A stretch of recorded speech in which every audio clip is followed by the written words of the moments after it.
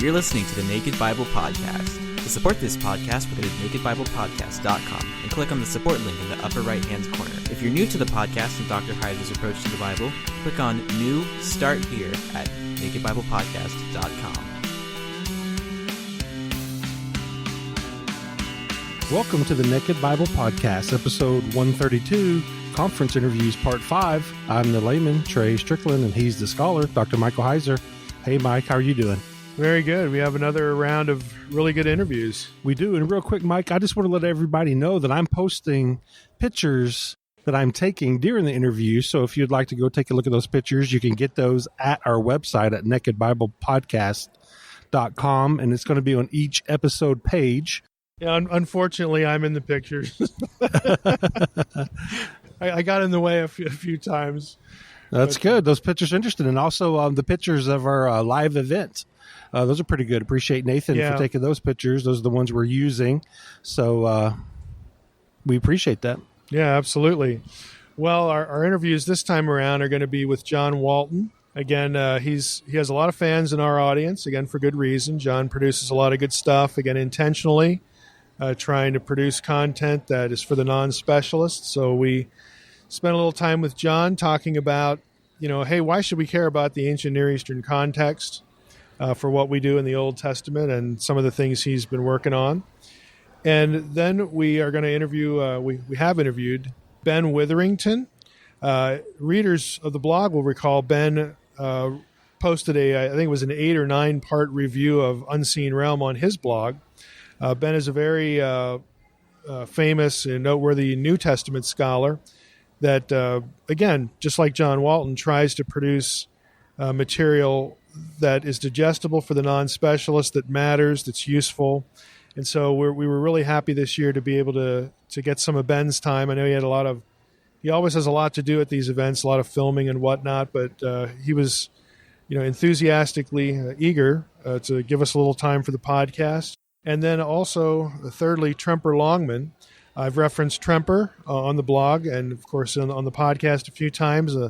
Tremper is an Old Testament scholar, and not surprisingly, again, he makes it part of his career, part of his ministry, to produce things that are not just for the elite, the people that are at a conference like this. He doesn't just produce scholarship for other scholars, but trying to produce useful things for people who care about Scripture. So we talked to Tremper a little bit and see what he's working on. Our next interview from SBL will be with John Walton. Dr. Walton is very familiar to our audience. I talk about John's work a lot. I plug his work a lot. So here we have the man right here. But John, even though a lot of our listeners are going to be familiar with you, could you just give yourself a brief self-introduction? Well, I'm John Walton. I teach Old Testament. I taught for 20 years at Moody Bible Institute, and I've been now 16 years at Wheaton College. And I write about the ancient world and how it helps us to interpret the Old Testament. I've been married 40 years, have 3 kids, and proud of all of them. So that was a nice kind of neutral introduction. I write about the Old Testament and the context and help to interpret the Old Testament. John, you write about controversial stuff, okay? Maybe. No, a lot of our listeners have read, your Lost World Genesis 1. That's probably the thing I see the most referred to. Secondarily, the Adam and Eve, and I always recommend, the Ancient Near Eastern Conception, the book that sort of covers everything. I want to ask you a question before we actually get to the newest book that you're interested in talking about, and that is, I asked Kyle Greenwood this the other day as well, who has the book on cosmology. We just take this as axiomatic. I mean, it never even enters into our mind anymore that this is what you're supposed to do. You're supposed to read the Old Testament, and if we want to understand it, let's try to get the Israelite in our head. Let's try to think like they did. So that we don't miss what they're trying to say, and we also don't put our own words in their mouth. I meet a lot of people, though, that just don't get why you would do that. In other words, they don't even see this as a need, the whole enterprise. So when you encounter that, and I'm sure you do, how do you try to convince people that what we're doing here is really important. Well, I always tie it to the issue of biblical authority. Authority flowed through the authors, from God through the authors. And if people who read the Bible are interested in getting the authoritative word, we've got to get it through the authors. What people don't understand, sometimes they even forget that the Bible they've got in front of them has been translated from another language. Mm-hmm. But even when they remember that, they sometimes neglect the idea that it's also a culture that has to be translated. And so you need not only a translator, but what we could call a cultural broker to help us understand the ancient world. Mm-hmm. And so I think that people don't get it because they don't want to give up the idea that they can just sit down, open up their Bibles, and just read intuitively. Mm-hmm. And the point I try to make is that intuitive reading can be, it isn't always, but intuitive reading can be unreliable because we run the risk that we're just going to read our own culture and our own context onto the text. Mm-hmm. And that's imposing something on the text. I always found your insider-outsider way of talking about this really helpful. Can you summarize that? Sure. We come at the text as outsiders. The biblical authors were addressing their audience, and they were all insiders. They're inside that culture, inside that time. But we come to it as outsiders, and sometimes what the biblical author assumed his audience knew, we don't know. And so in that sense, we've got to try to come up to speed and understand that world. Now, on that same point, lots of people say, well, how can you imagine that we could ever understand that world? Mm-hmm. And the point I make is maybe we won't get so far into doing it, but we can understand enough of that world to know all the things in our world that don't belong there. And even if we can only just strip out the things that we keep trying to push into that world from our world, even if we can only do that, that's an advantage. Yeah, that's worth doing, right?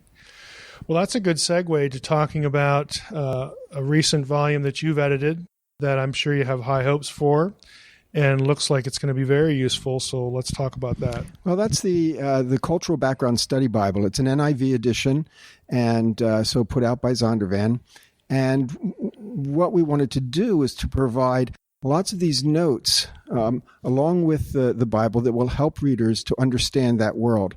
We, unlike other study Bibles, we don't do kind of theological notes and literary notes and here's what this word means and application notes. So those are all important, but we focus our attention on backgrounds. Now that includes geography, history, archaeology, manners and customs, ancient literature, and in general, how people thought in the ancient world, so that readers can have that right at their fingertips as they read the biblical text in front of them.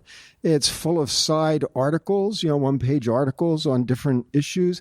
It's full of photographs that help, full color photographs.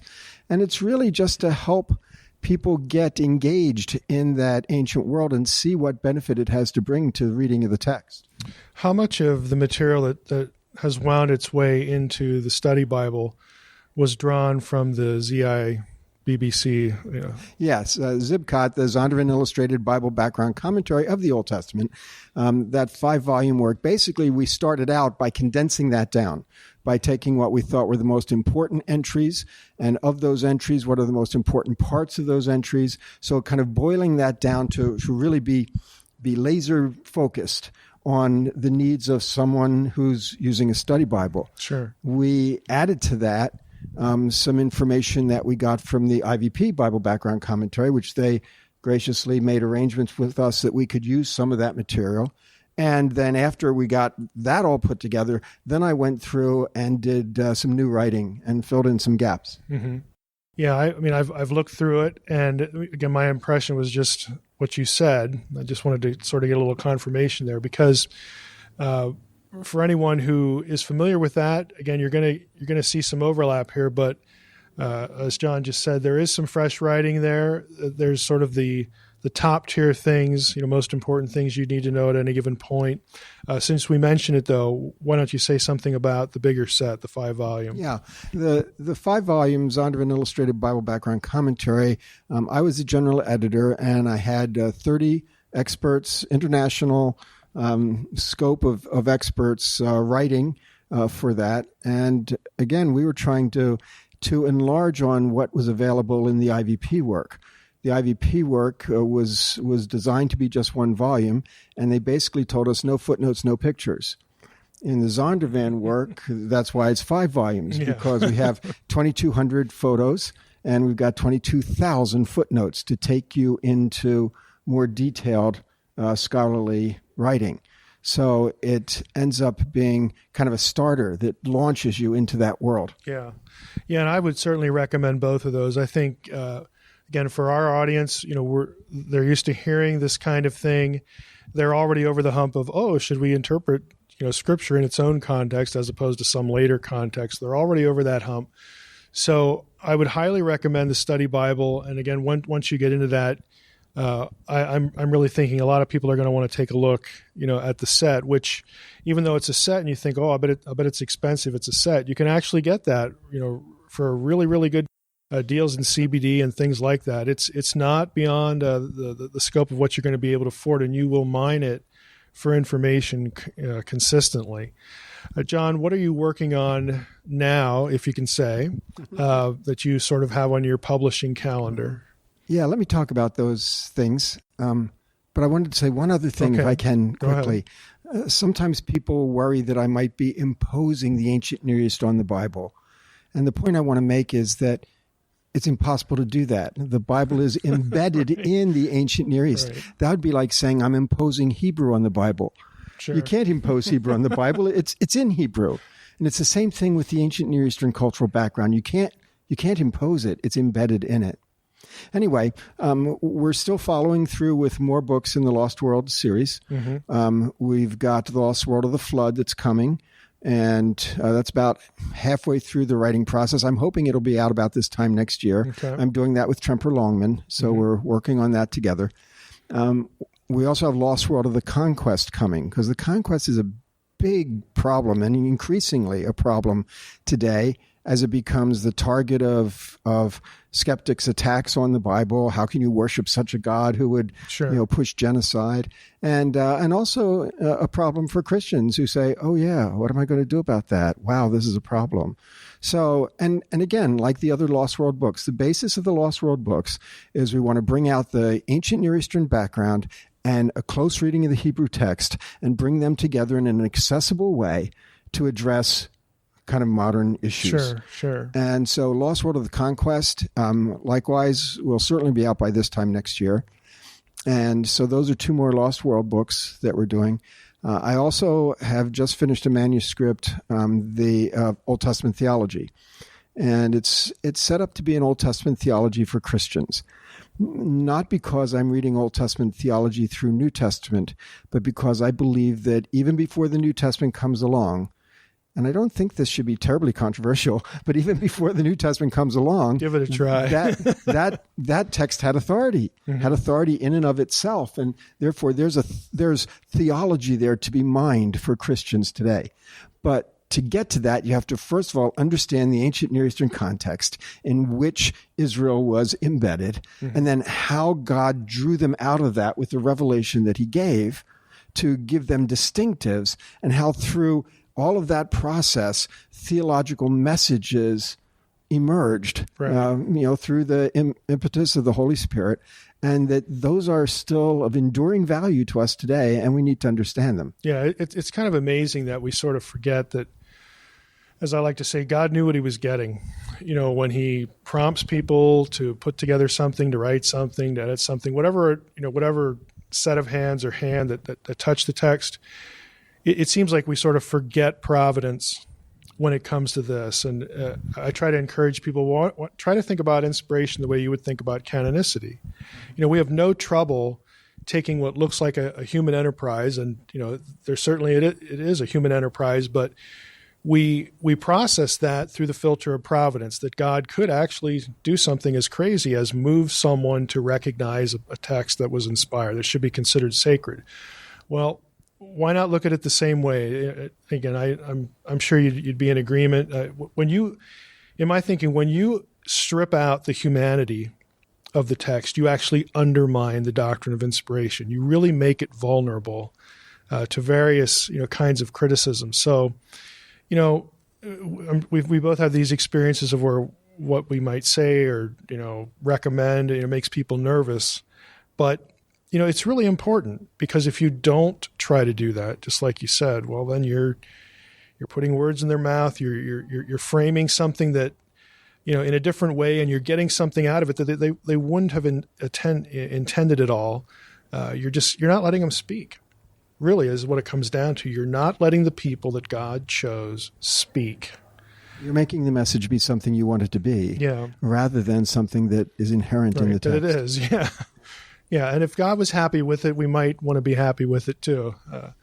Sounds good to me. Yeah. Well, thanks for spending a few minutes with us. Anything else you'd like to? I don't know if you started blogging or anything. We want to always give people a chance to promote anything that they want. No, I don't blog. But maybe one of the metaphors I've developed, and this is right in the front of the study Bible, is I've been using the metaphor of the cultural river. That is, we have our modern cultural river that's got things like democracy and freedom and capitalism and market economy and individualism and consumerism and even social media. It's all part of we can talk about our cultural river. We're in it. And we can't help but be in it. We didn't have to find it and get into it. We're in it. Sometimes we might say we don't like it.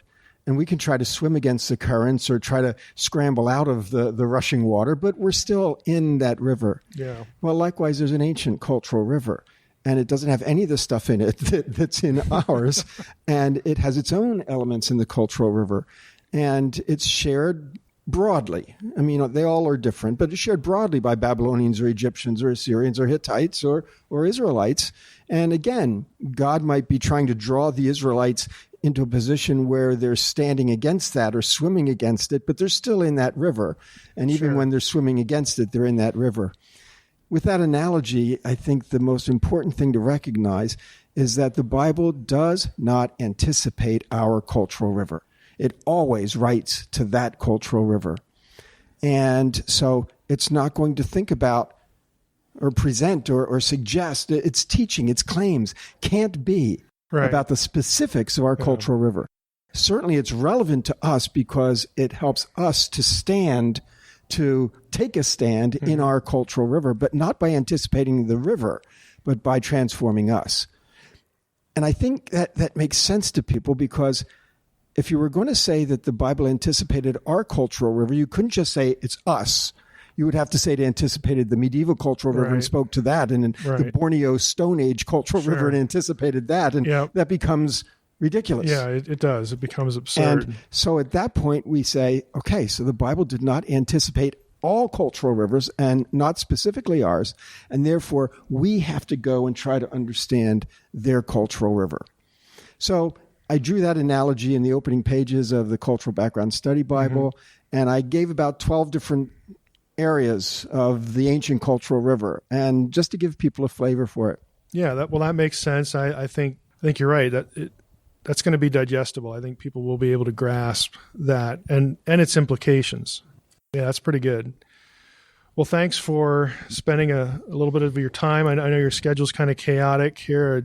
Everybody's schedule seems to be chaotic, so we appreciate it. Chaotic is what we do here. Yeah.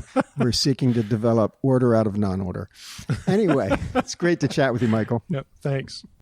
We're back at SBL, and with us this time is Dr. Ben Witherington. Ben is a noteworthy New Testament scholar, does a lot of blogging, tries to, again, he's on the short list of those scholars who really makes an intentional effort to get content to the non-specialists. And so I've referenced him on the blog a lot, but now we get to meet him. So Ben, could you introduce yourself a little bit? Sure. I'm an old New Testament professor at this point. I've been at this for 35 plus years teaching biblical studies and actually Wesleyan studies, not just biblical studies, but it was kind of funny. 20 years ago, I went to Asbury, and having been teaching Old and New Testament and intertestamental literature and Wesley studies and apologetics at Ashland Seminary, and I got to Asbury, and they said, now, which part of the New Testament would you like to teach? And I said, yes. Right. At least that, yes. So I've been very blessed to have a good teaching career in various places, and right now I'm especially enjoying having doctoral students in biblical studies. We've got 30 folks in the program, and they're all sharp and challenging and stimulating. So that part of my life is very full, lecturing for them and working with the doctoral dissertations and all of that. But I continue to do a good deal of writing. The most recent thing that's hit the bookstalls is the Lightfoot Legacy series, 3 volumes of unpublished manuscripts by J.B. Lightfoot. Right. Now, let's talk about the blogging a little bit, because you've been an online presence for quite a while. Yep. So what attracted you to that? At a time when most people in biblical studies, but most academics generally, are not thinking about this new thing called blogging. Let's do that. Yeah. What attracted you to that? Well, initially, BeliefNet came after me back at the dawn of time when the earth was still cooling in the early 21st century, and said, well, we need a Bible answer man who would answer questions and maybe do some blogging. And I mean, I've been involved in culture for a long time. I'm a musician as well as a writer, and I was always interested in the interface between faith and culture. And so I said, well, I'll do a Bible and culture blog for you, because I do a lot of reviews of movies and books and this, that, and the other, and it seemed a natural thing to do. So I had sort of 2 incarnations for them. One was the Bible Answer Man, and the other was my blog dealing with the Bible and culture. And that's just continued. I moved to Patheos, 6 or 7 years ago. And, it's been good. And you're right. I mean, social media has grown enormously in the last 10 years in various ways. One of the reasons I was interested in this is because, my own forebear, John Wesley, said the world is your parish. And for me, what that meant ethically is by any means necessary that we're ethical to reach people for Christ and for the gospel. And so I committed myself to doing that. And for me, writing is easy. I don't sweat bullets writing. So writing a blog takes 15 or 20 minutes for me. So, no big deal. What are some of the current things in the last, let's make it the last couple of weeks? Just give people an example of the range of the stuff that you'll blog about. Well, what I've been blogging about this fall is about some unpublished manuscripts of my Dr. Father, C.K. Barrett, a famous Methodist New Testament scholar who passed away in 2011. I am transcribing his remarkable sermons that are both thoroughly biblical and thoroughly Wesleyan in their theological orientation. And really, there's not much like them out there. So what I've been doing is giving previews of coming attractions. We're going to publish 2 volumes of his sermons, 100 sermons on the Gospels and Acts, and more than 100 on the rest of the canon. And so I've been giving little quotations from him and snippets from some of the sermons, and there's been a good deal of reaction to that. Now, when you say transcribing, this is from audio? No, it's his notebooks. He wrote out all of his sermons in longhand, verbatim, with topics, with headings, and with a page that told exactly where he preached all these in the British Methodist circuit.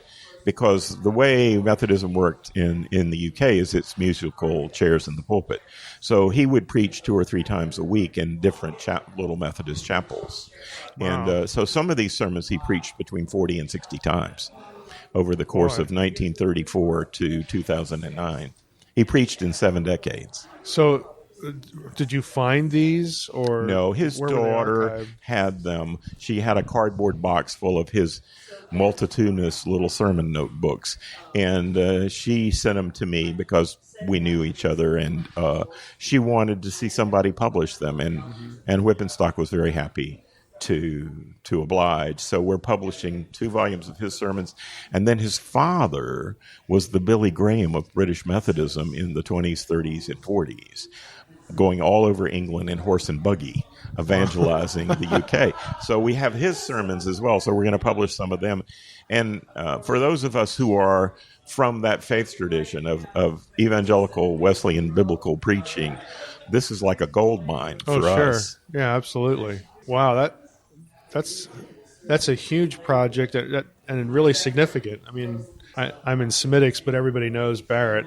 You know that. Well, see, I went over there to do my PhD with him. I turned down Oxford and went and did my PhD with him in Durham, and I'm so glad that I did.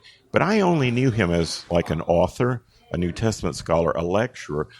I'd heard him preach occasionally, and they were excellent. I didn't realize that his teaching and his writing were only the tip of the iceberg of his ministry. The majority of his ministry was writing sermons every week and preaching 2 or 3 times a week. I had no clue that that was the majority of his ministry. And so now I have figured this out. And so it's exciting. And it's exciting for me to hear the voice of my Dr. Father again. So, well, that's a big deal. I mean, let's be honest, that's a big deal. To put that out. It certainly galvanized me. I've gotten all excited because I've heard so much bad Methodist preaching and superficial Methodist preaching and annoying Methodist preaching. This is what it ought to be and used to be. Exactly. This is what it's supposed to look like. And his great gift was be able to distill complex theological and ethical ideas to any level of discourse. So he was mostly preaching this to 45 working-class Methodists in a pit village around Durham or Darlington, again and again and again. And he was happy as a clam to do that. That's an important part of his calling. In one of his sermons, he actually says, when I went to Durham in 1945, I thought, I'll give this a go for 3 or 4 years and then get back to the circuit. Well, he never left the circuit, but he continued to be a professor the rest of his career. Wow. What about, aside, I mean, I don't even think I can really ask, aside from that, what are you working on? Because that's a huge project. It is, but it's a heart project. It's a fun project, and it's not hard. It's just transcribing and annotating a little bit. I've just finished a book for Fortress called Isaiah Old and New on intertextuality, where I'm reading the Old Testament forward and also backwards. I'm reading it in its original context, being fair to that, and then I'm reading it in light of how it's used in the New Testament. So Isaiah Old and New is coming out with Fortress in February, and then the second volume is with the press, the Psalms Old and New, and then they said, well, now you have to do one on the Torah. we need the law Old and New because there's a lot of Deuteronomy in the New Testament, you know. So the next project down the road is to do those passages in the Pentateuch that show up as a citation, allusion, or echo in the New Testament. Now, are those technical? I mean, describe what's the target audience? Yeah, it's mid-level. Okay, it's like most of my audience. It's for the educated lay person. It's for the pastor. It's for the keen Bible student. And I try to write at a level of clarity that anybody with some background in biblical studies could get benefit. These are not technical monographs. They're more sort of introducing that whole audience to the idea of intertextuality and how that affects biblical theology, those kinds of things. Yeah, that's a big deal for my audience because we do intertextuality on the blog. I mean, right now we're going through Ezekiel, and so that's always a big deal. Yeah. What are the touch points? How does this hook into that? When the writer uses this word or this phrase, again, just to get people to realize they want you mentally to go someplace and pick up that thought and then come back. And so, yeah, if they're pitched at that level, I mean, I'm happy to recommend them here. Yeah, that's exactly that's exactly right. Because in an age of increasing biblical illiteracy, one of the things that's clear to me is most preaching is soundbiting.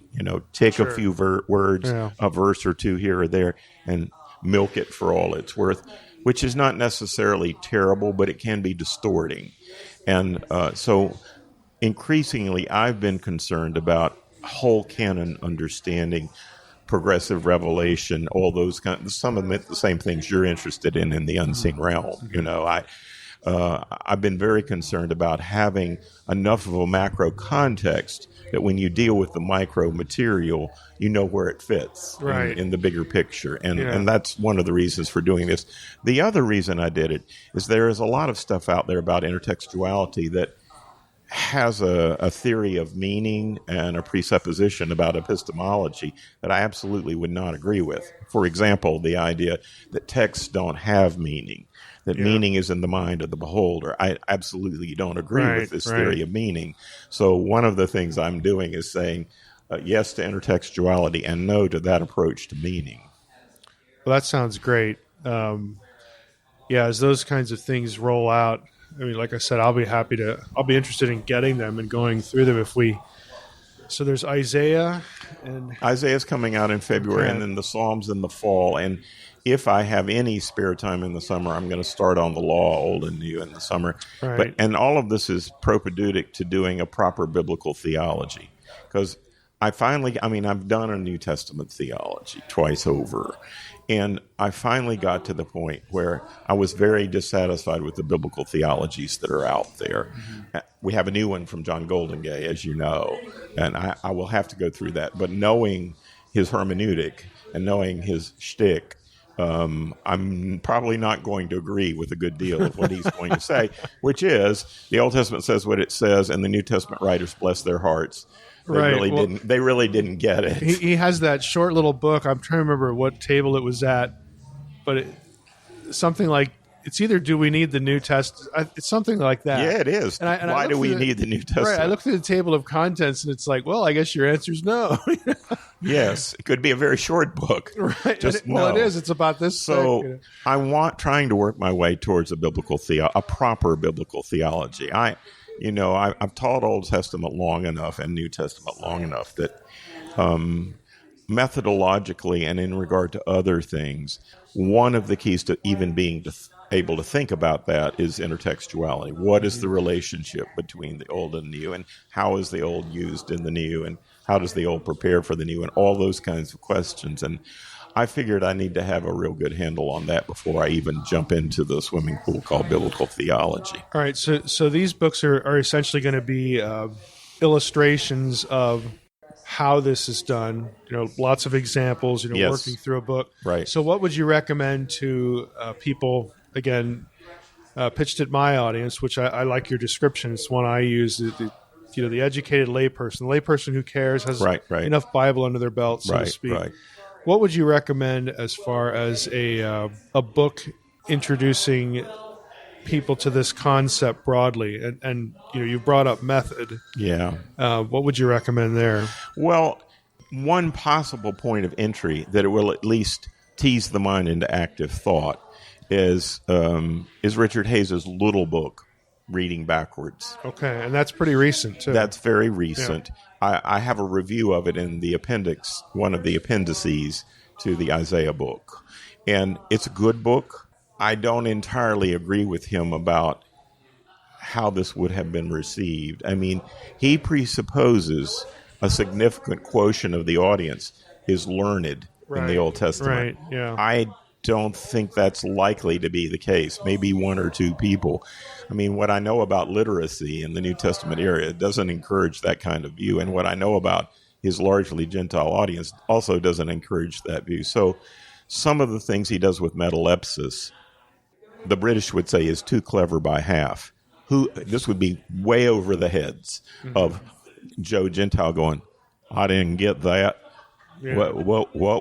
What was that Isaiah thing? And so I think it's fascinating. I think he asks the right questions, but I also think that he is suggesting that the New Testament writers presuppose a lot more out of their audience than the way they portray the disciples in the Gospels, for example. I mean, I call the disciples in Mark the disciples because they just regularly don't get it, right? And I reckon that was pretty typical for a high level of discourse with, like take Isaiah 9 through 11.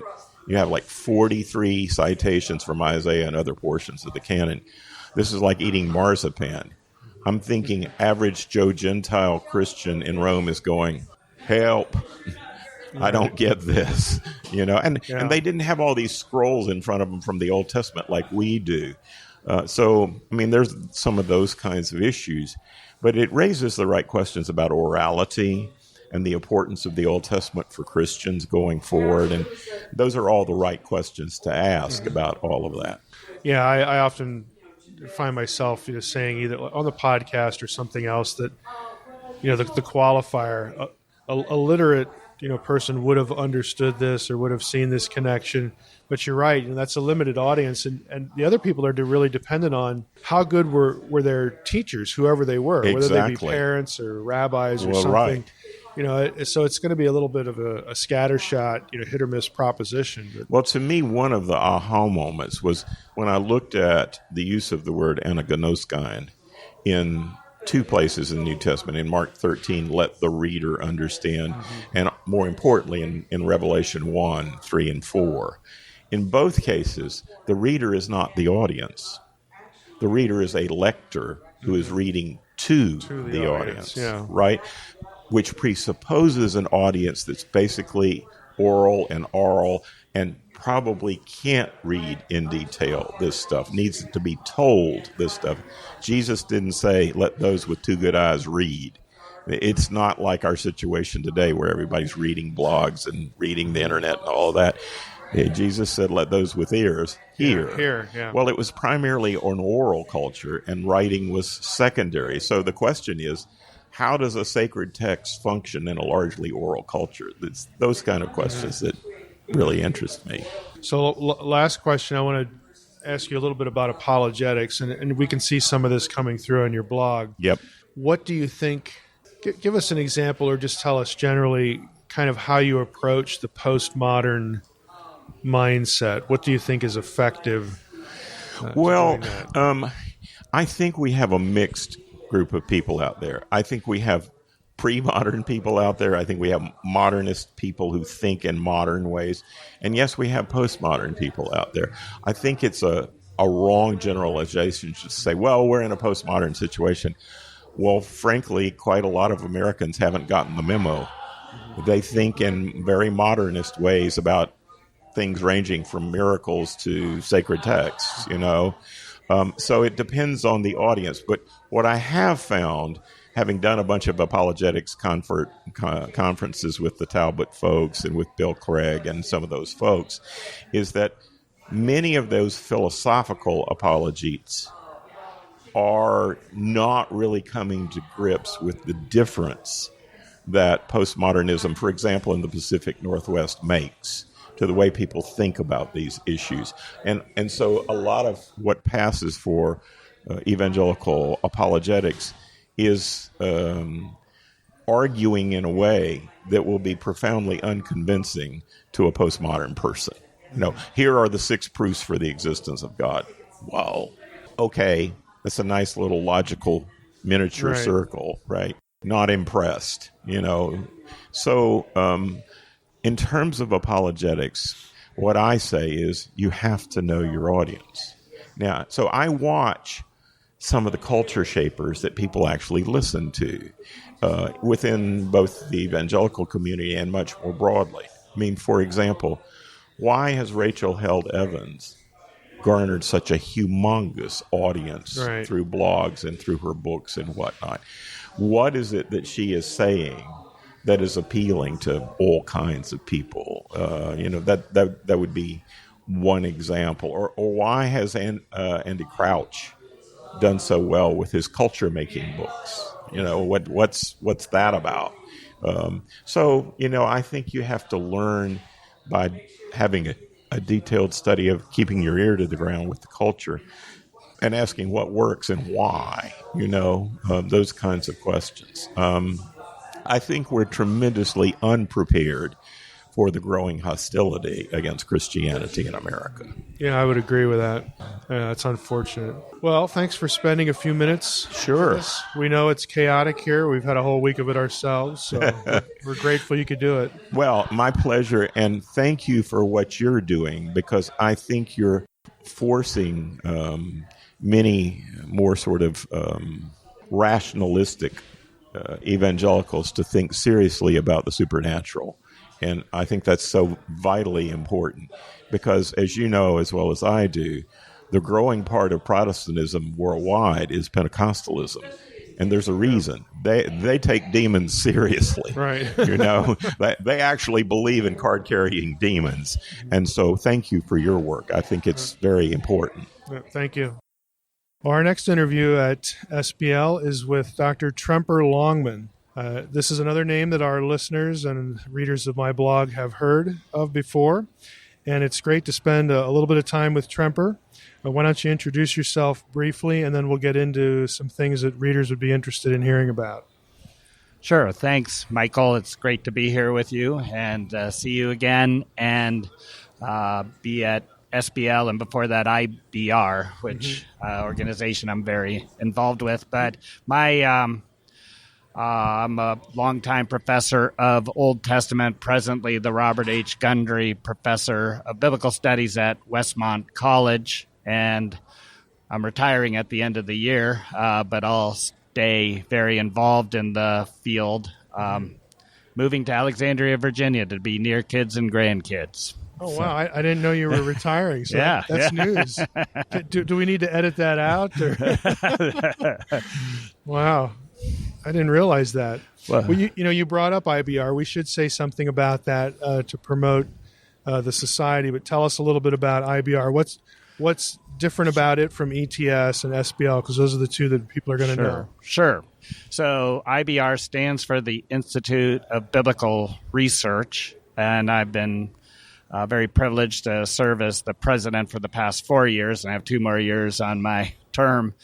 It's a affiliate organization of the SBL. Its purpose, and it was founded back in the late 70s by Earl Ellis and some other leading evangelical scholars of that day, was to serve as an organization where scholars who wanted to do work in the context of faith, particularly in evangelical faith, which can be Protestant, Catholic, or Orthodox evangelical faith, can get together, network. We have an annual lecture. We have about 700 members now, very close to 700 members. We've grown dramatically lately as more and more scholars want to network in an organization like ours. So very excited about all the things that are happening, and you can go on our website, which is www.ibr-bbr.org. We have publications, etc. Yeah, and this is the same BBR. I've had 2 articles published in BBR, and readers and listeners will know and recall, some brief posts about that. So This is the agency behind that journal, and it's quite a good journal. So, anything we can do to maybe get some people to subscribe to the journal, that would be a good thing to do if you're interested in biblical studies. And also just to, follow the progress of IBR. You have an affiliate associate membership too, right?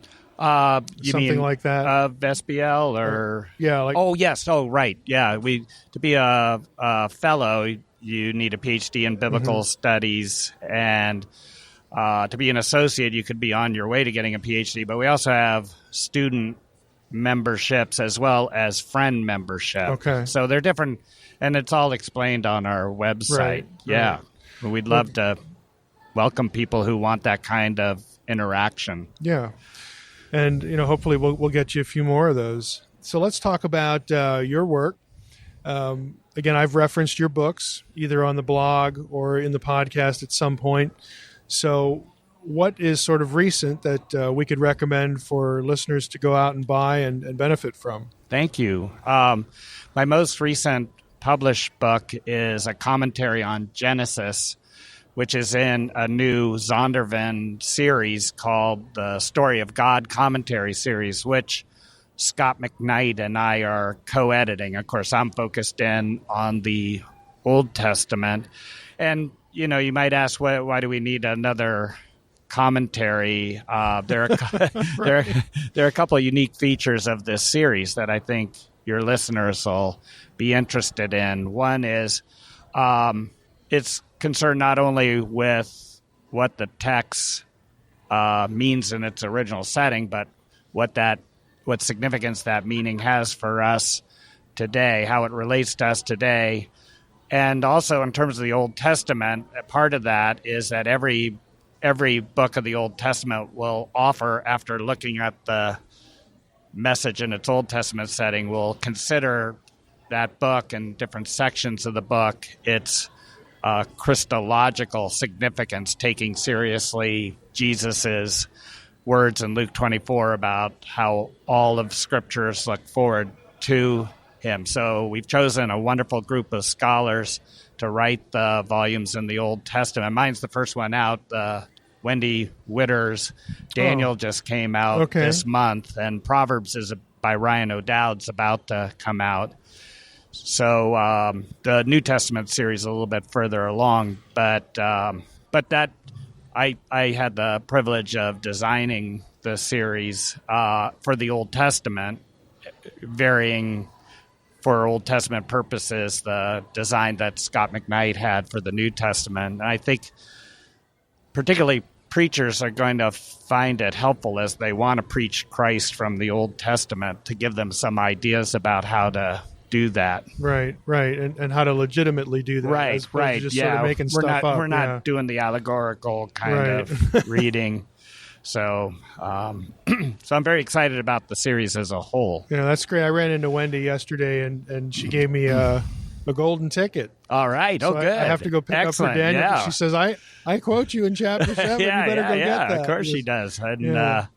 And Wendy did a wonderful job. I read it in manuscript form, and Proverbs is great too by Ryan. Well, that sounds like a great series.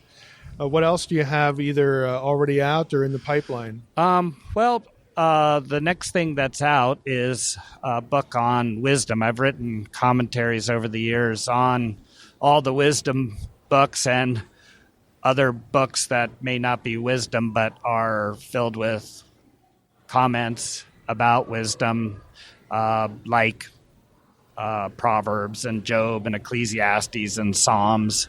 So now Baker asked me to do a more synthetic work. So in the summer, that book will come out. It's called The Fear of the Lord is the Beginning of Wisdom, a Theological Introduction to Wisdom in Israel. And we start in the Old Testament, but again, I talk about wisdom in the New Testament, also wisdom during the intertestamental time period, both in the Apocrypha and in the Dead Sea Scrolls. And they even have an excursus there that talks about wisdom in the 21st century. So I go from the Old Testament to today. Oh, great. But the latter's just pretty suggestive, raising some... Right. Yeah. Wow. Anything that we should look for on the horizon? Yeah. Well, I'm actually, in my retirement, contracted to write about 4 or 5 books. Maybe one of the ones your listeners might be interested in is a book that doesn't have a title yet, but even though I'm pretty far into it, but it's basically about the controversial issues in the Old Testament, which would include sections on historicity issue. Doesn't matter whether the Exodus and conquest took place. On divine violence, what do we do with God's command to Moses and then Joshua to go in and conquest narratives, and creation, evolution, sexuality, slavery, and patriarchy. So those are right. So basically, this is going to be sort of your take or your response to a lot of the things that in the last 2, 3, 4, 5 years, other people have come out with books, and that have kind of rattled some cages, right, evangelical cages, anyway. Yeah. I mean, as you know, one of my best friends, former student colleague, is Peter Enns, whom I love dearly as a friend, and we interchange ideas all the time. But I'm going to challenge some of the ways he thinks about these issues, very ironically, because I know his heart, like a lot of people don't. I mean, he's really trying to help people grapple with these difficult issues. But yeah, so and Pete and Kent Sparks know I'm writing this book, and I'm going to let them read it while I do. And you're not going to surprise them with it. No. And like a photo bomb book or something. Well, personally, I think one of the sad things about our evangelical world is that we tend to demonize people who disagree with us and go after them in negative ways that aren't helpful to further the discussion. Right. Besides that, I know that my book there'll be something in it that will make everybody on whatever side they are. There'll be one issue they'll say, "Yeah, Longman has it right," and another one like, "Is he nuts?" Yeah. But I'm trying to write it in a scholarly way, in the sense that my 30 or 40 years of scholarship will be behind it, but in a kind of very accessible way, because especially Pete writes so well in that vein that I'm not going to mimic him. I can't.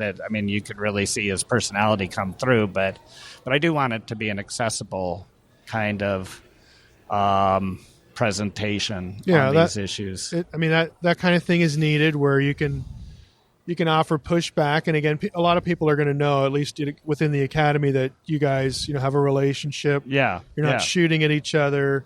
It's a discussion. Right. It's an actual discussion. Right. As opposed to an ambush or a gotcha, kind of thing. Exactly. Yeah. That kind of thing ought to actually be done more. That's more my often. feeling as well, Michael. Yeah. I'm surprised the publisher hasn't sort of, leaped on that in other things, because you come to the meetings, you talk to people. Yeah. I have a friend that disagrees with me. Well, why don't you two do something together or respond back and forth? Right. Yeah. Well, I think Rich Mao is a good person who speaks into that kind of attitude, trying to encourage civility in because not just in our circles, but in political realm and others, there's so much nasty talk that doesn't get us anywhere. So, so that is my hope with this book. And then I'm also writing a commentary on Revelation. Because there's now you really have gone over the deep end. Yeah, I know. But who better to write a commentary on Revelation than an Old Testament professor, right? Yeah. Of course. No, really, it's just it uses the Old Testament so much. Yeah, right. Why not? Right. And that's fair game. Your book will be very helpful. Is very helpful to me as I think through a lot of the issues in Revelation, and so. Yeah, it's actually a series that Kriegel's doing called The New Testament Through Old Testament Eyes. Oh, okay. So, that's a good idea. Yeah, I think so. Yeah, that would be a good series. Well, hopefully this time next year, I don't think we probably can't count on the one that's sort of a response to Pete. Right. Being out, because it takes a while for these things to get up and running and edited and whatnot. But some of these other things, will be right there at the forefront, and you'll probably be on to something else. Yeah, there are 2 or 3 I'll mention next year. Okay. All right. Well, thanks for spending a little time with us. Oh, thank you. I really appreciate it. You bet. Well, Mike, that was 3 great interviews. I enjoyed Walton. He's another character. I enjoyed his interview. That was pretty fun. And then Witherington, he's a character too. He is a character. He really is. All you scholars are a bunch of characters. Yeah, I'd say that we let our hair down, but we don't really have a whole lot of hair. So, it's an event like this. It's great just to come and you see who these people are, and by and large, they're just normal. They like to have fun too. Yeah, I grew my beard out to see if I could go all mountain men on the you scholars here to see if I could do that. But I've seen some impressive beards here myself. So. Yeah, well, you forgot your tweed. Yeah. All right, Mike. Well, we appreciate it. And look for part 6 coming up after our live from San Antonio episode, which is going to be released next. But then we've got one more conference interview episode left. So be looking forward to that. And I just want to thank you, everybody, for listening to the Naked Bible Podcast. God bless. thanks for listening to the Naked Bible Podcast. To support this podcast, visit www.nakedbibleblog.com. To learn more about Dr. Heiser's other websites and blogs, go to www.drmsh.com.